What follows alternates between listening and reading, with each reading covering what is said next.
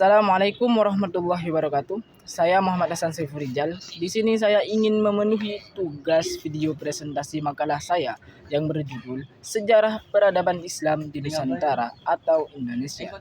Sejarah peradaban Islam di Indonesia merupakan topik yang kaya dan kompleks, mencerminkan perjalanan panjang yang tidak hanya berkaitan dengan aspek spiritual, tapi juga dengan transformasi sosial, budaya, dan politik masyarakat. Islam pertama kali masuk ke Indonesia pada abad ke-13 melalui jalur perdagangan, di mana para pedagang dan ulama berperan sebagai penyebar ajaran Islam. Proses ini tidak hanya mengubah keyakinan spiritual masyarakat, tetapi juga membawa dampak yang signifikan terhadap struktur sosial yang ada. Saya di sini mengangkat 3 rumusan masalah yang akan saya bahas. Yang pertama, bagaimana masuknya Islam ke Indonesia. Yang kedua, apa saja kerajaan-kerajaan Islam yang pernah berdiri di Indonesia. Dan yang ketiga, apa saja jalur-jalur masuknya Islam ke Indonesia. Pergi ke poin pembahasan pertama, yakni masuknya Islam ke Indonesia. Penyebaran Islam sudah terjadi sejak abad ke-7 hingga ke-13, meskipun hanya sebatas pada wilayah Semenanjung Malaka saja. Pada saat itu, penyebaran ajaran Islam dilakukan melalui jalur laut. Hal ini bisa dilihat pada awal masuknya Islam di wilayah Sumatera, yaitu wilayah Indonesia yang hanya dapat dijangkau pertama dari arah Malaka atau Malaysia. Dalam masuknya Islam ke Indonesia, para ilmuwan memiliki 3 teori, yakni pertama, teori Gujarat. Peletak dasar teori Gujarat menurut dugaan adalah Snok Hargonje. Dalam bukunya Le Arabie et les Indes Neerlandaise atau Revus de l'Histoire de Regius Snok Hargonje lebih menitik beratkan pandangannya pada Gujarat berdasarkan 3 bukti, yakni pertama, kurangnya fakta yang menjelaskan peranan bangsa Arab dalam penyebaran agama Islam di Indonesia. Yang kedua, hubungan dagang Indonesia-India telah lama terjalin. 3. Inskripsi tertua Islam yang terdapat di Sumatera dengan Gujarat. Sejalan dengan pendapat di atas, Sir W.F. Sutherland dalam bukunya The Islam Enzyme Comes in the Archipel menyatakan bahwa masuknya Islam ke Indonesia berasal dari Gujarat dengan alasan bahwa relief nisan Sultan pertama dari Kerajaan Samudra Pasai, yakni Malik al-Saleh yang wafat pada tahun 1297, bersifat Hinduistis yang mempunyai kesamaan dengan nisan yang terdapat di Gujarat. J.C. Van Loer dalam bukunya Indonesia Trade and Society menyatakan bahwa tahun 674 di pantai barat Sumatera telah terdapat perkampungan koloni Arab Islam. Dengan pertimbangan, bangsa Arab telah mendirikan perkampungan perdagangannya di Kanton pada abad keempat. Pada tahun-tahun berikutnya, perkampungan tersebut mulai mempraktekkan ajaran agama Islam. Hal ini mempengaruhi juga perkampungan Arab yang terdapat di sepanjang jalan perdagangan di Asia Tenggara.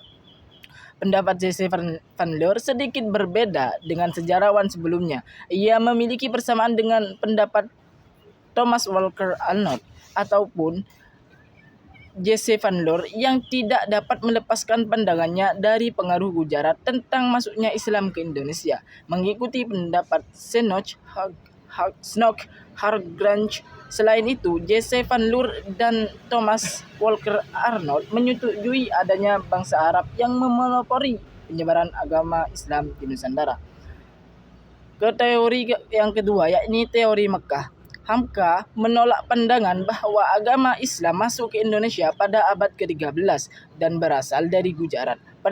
Pernyataan ini disampaikan dalam seminar sejarah masuknya agama Islam di Medan tanggal 17 sampai 20 Maret tahun 1963. Hamka lebih mendasarkan pandangan pada peranan bangsa Arab sebagai pembawa agama Islam ke Indonesia.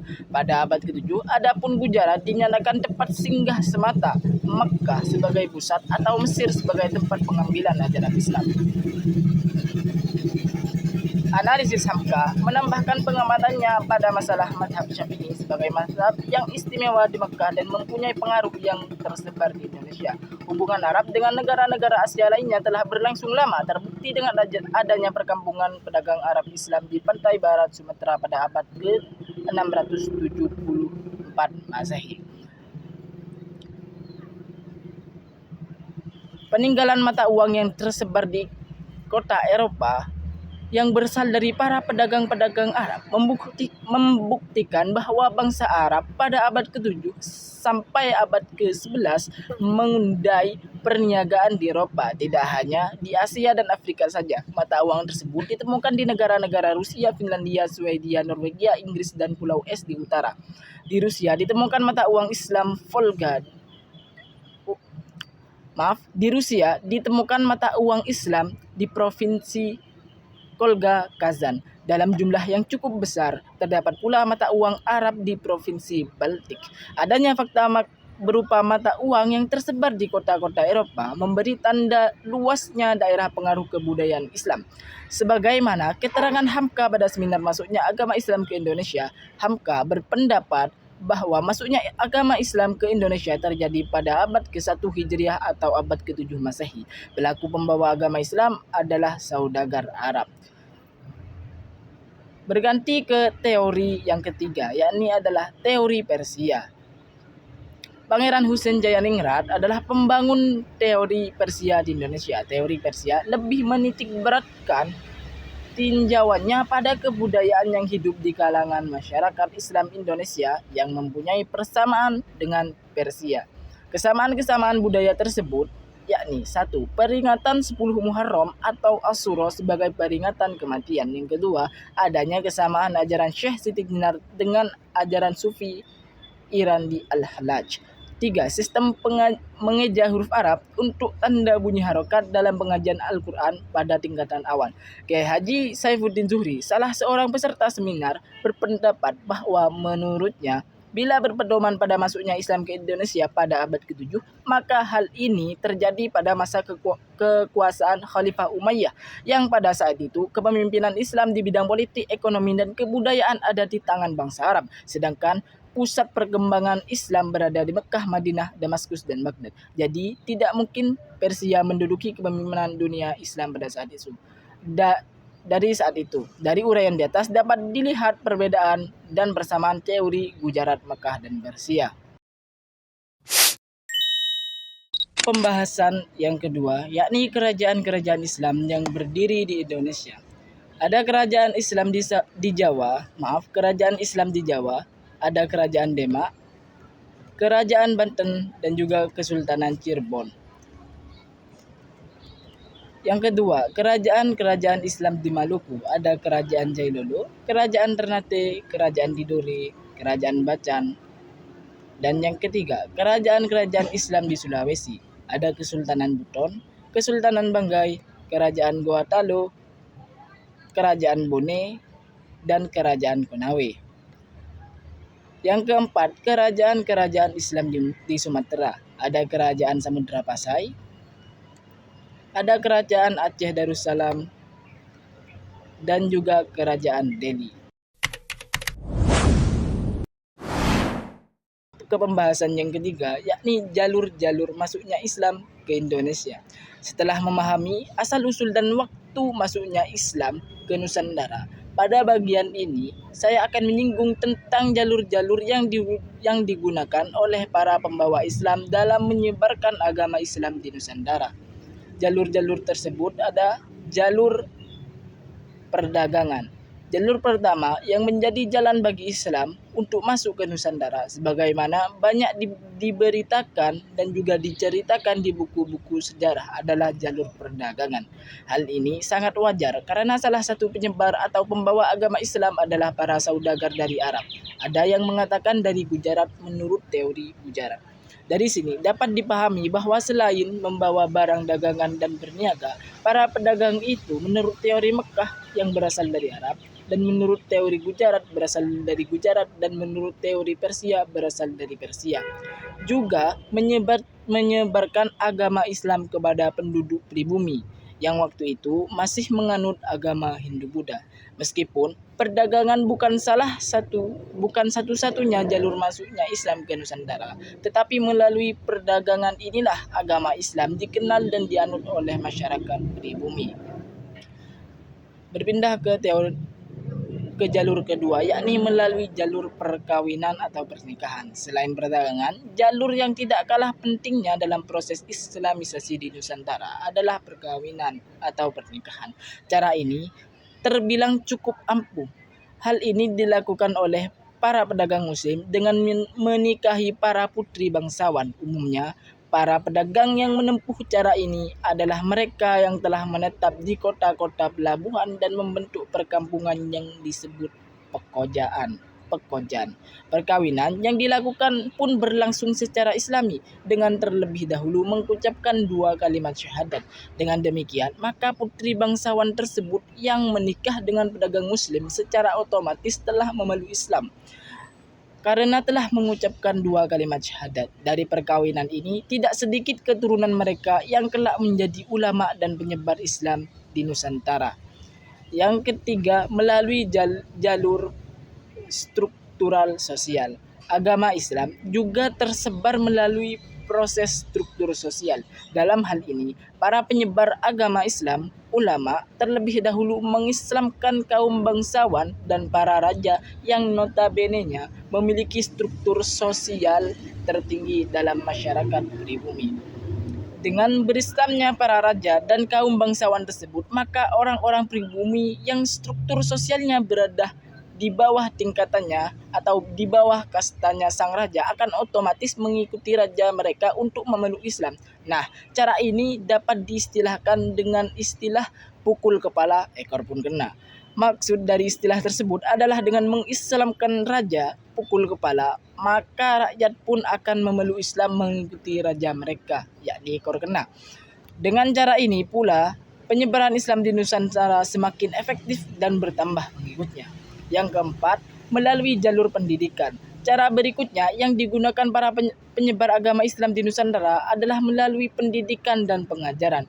Alat yang digunakan untuk menyebarkan Islam lewat jalur ini adalah mendirikan pondok-pondok pesantren. Adapun yang mendirikan pondok pesantren adalah guru-guru agama, kiai-kiai, dan ulama-ulama. Pesantren merupakan lembaga pendidikan yang penting dalam penyebaran agama Islam karena merupakan tempat pembinaan calon guru-guru agama. Di pesantren itulah para santri digodok dengan sedemikian rupa hingga menjadi ahli dalam bidang agama Islam. Para santri yang telah melalui proses pengkaderan dan penggodokan itu pun akhirnya mendapatkan titel sebagai ulama. Mereka yang telah memperoleh pendidikan kemudian menyebarkan kembali ajaran Islam di berbagai belahan Nusantara. Yang kelima, melalui jalur seni dan budaya. Cara yang lain yang digunakan oleh para ulama atau penyebar Islam di Nusantara dalam menyebarkan agama Islam adalah melalui jalur seni dan budaya. Cara ini dilakukan oleh Wali Songo saat menyebarkan Islam di tanah Jawa. Dengan menggunakan cara ini, penyebaran Islam di tanah Jawa menjadi sangat sukses karena waktu itu masyarakat sangat menyukai berbagai pertunjukan seni dan budaya. Salah satu contoh kesenian yang digemari masyarakat Jawa adalah wayang. Maka wayang pun digunakan oleh Sunan Kalijogo, salah satu Wali Songo, untuk memperkenalkan dan mengislamkan masyarakat di Jawa. Dalam menjadikan wayang sebagai media untuk menyebarkan Islam, Sunan Kalijaga yang sangat mahir memainkan wayang berhasil menyampaikan nilai-nilai agama Islam kepada masyarakat dengan cara memasukkan unsur-unsur Islami dalam cerita dan pertunjukan wayang tersebut. Berganti ke jalur yang keenam, yakni jalur ajaran tasawuf. Jalan lain yang digunakan oleh para penyebar Islam di Nusantara adalah tasawuf. Karena masyarakat Nusantara memiliki kepercayaan yang sangat kuat terhadap hal-hal magis, maka jalan tasawuf ini cukup efektif untuk menyebarkan agama Islam kepada masyarakat Nusantara. Salah satu ulama yang menggunakan pendekatan tasawuf dalam menyebarkan Islam di Jawa adalah Syekh Siti Jenar. Terlepas dari berbagai kontroversi yang melekat pada sosok sufi yang satu ini, salah satu murid kesayangannya bernama Ki Ageng Pengging yang merupakan keturunan terakhir Prabu Brawijaya, Raja Kerajaan Majapahit dan ayah Jagatingkir alias Mas Karebet alias Sultan Hadi Wijaya, yang tak lain adalah Sultan Kerajaan Pajang pertama, menjadi salah satu penyebar Islam di Nusantara. Namun sayangnya, ajaran tasawuf yang disebarkan oleh Syekh Siti Jenar mendapat pertentangan dari Wali Songo. Salah satu ajaran Syekh Siti Jenar yang ditentang dan dianggap menyesatkan adalah manunggaling kawula Gusti atau menyatukan diri dengan Tuhan. Menurut mereka, ajaran kesatuan manusia dengan Tuhan itu menyalahi ajaran Islam sehingga Syekh Siti Jenar dianggap telah sesat. Meskipun para wali menganggap sesat, ternyata tidak sedikit masyarakat yang justru menerima ajaran sufi dari Syekh Siti Jenar tersebut. Terutama mereka yang awalnya beragama Hindu, bahkan di pihak lain, ajaran Syekh Siti Jenar dianggap sebagai ajaran tinggi dalam bertasawuf. Kesimpulannya, sejarah masuknya Islam ke Indonesia adalah bahwa Islam masuk ke Nusantara secara damai melalui jalur perdagangan, dakwah, dan pernikahan, bukan melalui penaklukan militer. Proses ini berlangsung secara bertahap sejak abad ke-7 hingga ke-13, dimulai dari wilayah pesisir seperti Sumatera dan Jawa, dan kemudian menyebar ke seluruh wilayah-wilayah Indonesia lainnya. Peran para pedagang dari Gujarat, Arab, dan Persia sangat penting dalam membawa ajaran Islam. Mereka tidak hanya berdagang, tapi juga berdakwah dan memperkenalkan agama Islam kepada masyarakat lokal, terutama di pusat-pusat perdagangan. Selain itu, kerajaan Islam seperti Samudra Pasai dan Demak menjadi pusat penyebaran agama Islam di Nusantara. Akulturasi budaya juga memainkan peran besar dalam proses Islamisasi, di mana ajaran Islam berbaur dengan tradisi lokal tanpa menghilangkan identitas budaya asli. Hal ini membuat Islam di Indonesia berkembang dengan cara yang lebih moderat dan inklusif. Mungkin hanya itu saja yang bisa sampaikan dalam video kali ini. Terima kasih telah mendengarkan dan memperhatikan video saya. Bila ada salah kata, mohon dimaafkan. Wassalamualaikum warahmatullahi wabarakatuh.